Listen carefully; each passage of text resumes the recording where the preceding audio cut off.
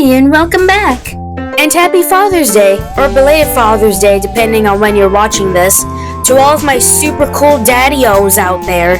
Now, if I recall correctly, in the video I had made in celebration of me and my father's 4-year friendiversary, I had mentioned that he is not, in fact, my biological father, much less my legal father, like my father-in-law, or anything of the sort. And in spirit of the occasion, I'm gonna delve a little bit deeper into that. So go ahead, grab yourself something to drink, a nice snack, and get comfy, because we're about to get into the story of how my dad became, well, my dad. So just to clarify, for anyone who may be wondering, me and my biological father have always had a somewhat complicated relationship all throughout my life. Originally a product of unfortunate circumstances beyond either of our control, eventually resulted in the both of us just kind of drifting apart. And upon trying to reconnect with him and have an actual relationship with him of some kind, because in all honesty, I wasn't exactly ready to have a father-daughter relationship with him right away. I wanted that to be something that, through some much-needed time, effort, and trust building, that we worked up to, which, to put it simply, sadly did not work out, resulting in me having to cut him out of my life for me and the rest of my family's sake. With that context out of the way, we can now dive into how my best friend Alex would eventually become the father that I needed. So respectfully, we didn't always have the father-daughter relationship we have now. However, over the course of time, I would begin to see qualities in him that I had been looking for in a father for years up to that point.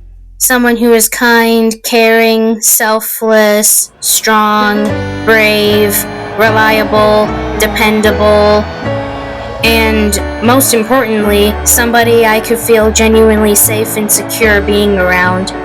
And those were all things I saw in him, and even more. And as time went on, that would gradually evolve into the father-daughter relationship that me and him currently have. And that's essentially how my best friend Alex would become my dad and I'd become his daughter. Now, I also want to take some time to talk about the drawing that I did for this year's Father's Day. Now, instead of doing something for just my dad, I wanted to do something a little more general for that pretty much anybody could get on the ball with. And I would end up coming up with 3 separate concept designs for this year's Father's Day piece.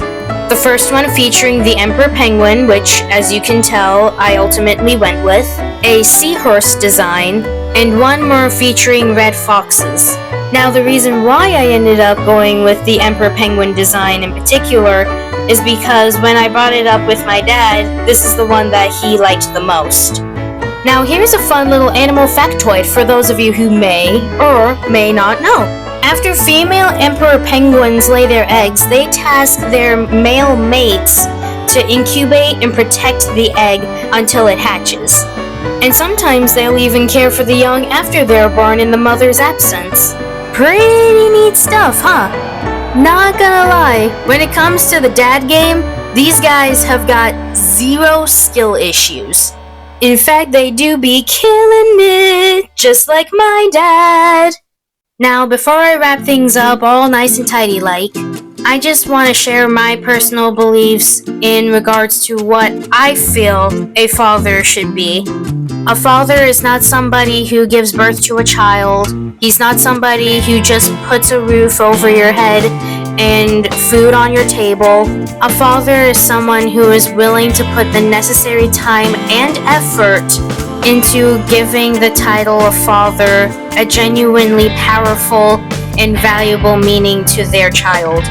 Now, with all of that out of the way, I hope you enjoyed this video, and in equal measure, I hope to see you again soon. Farewell for now, my lovelies!